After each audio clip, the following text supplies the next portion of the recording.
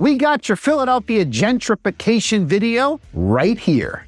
All right, we're going to talk about what's gentrification. We're going to talk about areas of gentrification. We're going to talk about everything gentrified Philadelphia style. When I hear gentrification Philadelphia, I think Fishtown, Brewery Town, Northern Liberties, or as we all like to call it, No Libs, Fairmount, University City, Hawthorne, Point Breeze, and most recently here, nearing the end of 2022, Grays Ferry, Forgotten Bottom, Devil's Pocket. All right, so we've done a ton of videos on all those neighborhoods, and please check them out. We've got a lot of good information on this channel, I'd like to say. I'm sure you'd like to say that too. If you do, hit up a comment.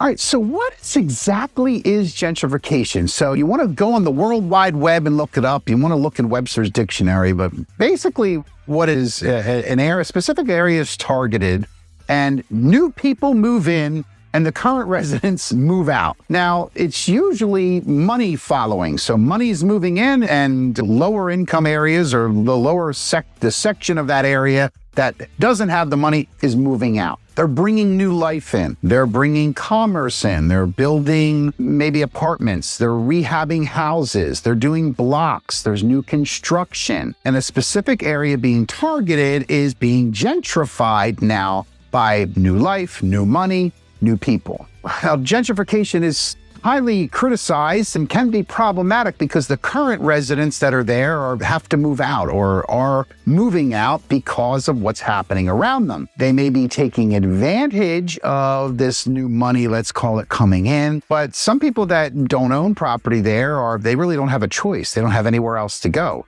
The rents are being raised and they're having to move out of a certain area. Now, it's not just rental prices that are going up. It's services, it's products in the area. It's everything is moving to a higher level of cost. Graduate Hospital, University City, Northern Liberties, these are a couple of areas, Fishtown as well, that have gone through massive expansion over the last decade. Drastically have changed the people that live there, the buildings and surrounding, the houses in general, the prices of real estate. South of that, South Philly, you got Point Breeze, you got Newbold. Now, a lot of these areas have the homes that have been well cared for, where now we're going to come in, or the movement has come in, and they're fixing them up. There's giving them better curb appeal, improving them, rehabbing them, flipping them in a sense. So grabbing a house that's in good shape, redoing the inside cosmetically. Now it raises the rent. Now it raises the property value, and it raises the whole equity of the neighborhood. So I know everybody wants to know, how do I know the next booming neighborhood? Right now in this time is definitely Grays Ferry. West Philly has seen its day. Fishtown has seen its day, but there's certainly anywhere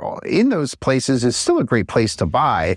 You want to be ahead of the curve, but you don't want to be like too far ahead of the curve, because if you start hearing about things, that's probably the time. It's technically might be too late, but if you're hearing a lot about it, that is the time, because now people are talking about it. You see it on the news. There's still deals to be had and still a time to get in before it's gentrified. So gentrification certainly has some bad things to it as well. And there are a lot of negatives that come along and a lot of positives, but some negatives are literally forced movement. People are forced out of their homes because of this movement, let's say. They're forced to move. The movement is moving people out. The focus is on higher income. The focus is on higher priced everything, which now displaces folks that can't afford the higher prices. So in a lot of cases, not all cases, but in a lot of cases, the biggest negative thing is the folks that were living in these neighborhoods now are going to experience even a much less quality of life, because they're moving now into worse areas or areas that aren't booming, that haven't been improved. So now they're going to experience a much lesser quality. They're moving from their homes. Sometimes they're where they've grown up for generations. They're also having longer commutes to work. So there's a lot of collateral damage that happens, that not just necessarily when you're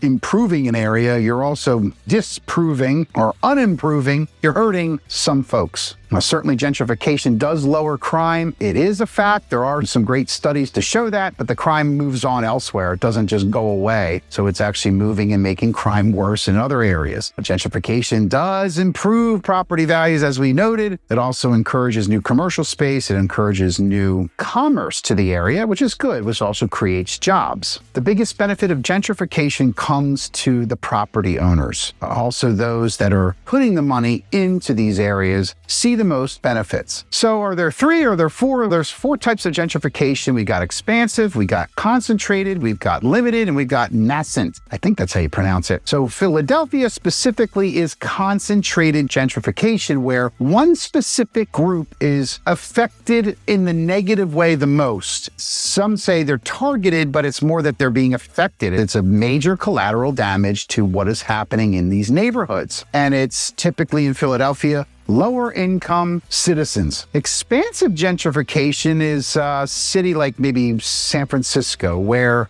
gentrification just spreads, it expands, as the word does suggest. It expands throughout the entire city, where Philadelphia is more pocketed, although it's pretty expansive in our city, but it's pocketed. It's strategically pieced out. Piece out, not necessarily. The video isn't done yet. So limited would be the most beneficial to the most amount of people. It's more of these suburban styled cities, not necessarily Philadelphia. There is some gentrification going on outside of Philly in some of the suburban areas, so that would be like a limited gentrification type area as well. So lastly is nascent, and I hope I'm pronouncing that because my parents, who are teachers and principals, are proud of me to say that's a southern, it's a southern city term. It's where it makes it, newer cities are using that terminology, and it makes it easier for people to move. Not that it's easy to move, but nonetheless, it's a southern term. So all in all, gentrification has its goods, has its bads, and certainly in the middle, there's one thing that can be said, that it's not going to go away. There's nothing we can do about it. There is a lot of opposition to it in certain neighborhoods. So the best thing you can do during it is to try to capitalize on it. Try to play along, if you will. And if you can't capitalize it and you're going to be forcibly moving from an area, you want to do some good research. You want to check out what other areas are great, what other areas will be best suited for you, and what other areas may be in the beginning of gentrification themselves. All right, so we talked about gentrification today. Definitely check out the Northern Liberties tour. We've got a couple of videos on our channel. We've got a tour of a condo. We've also have our vlog of Northern Liberties itself. Give you a pretty good idea of what's happening in No Libs. Hope you found this video useful. If you did, hit up a comment. If you didn't, hit up a comment anyway. We appreciate all your support and all your challenges as well, but hit that bell notification and give us a call, send us a text, and shoot us an email anytime. Gregory Martier, your local real estate expert here in gentrified Philadelphia and regular old Philly too. Have a great day, everybody.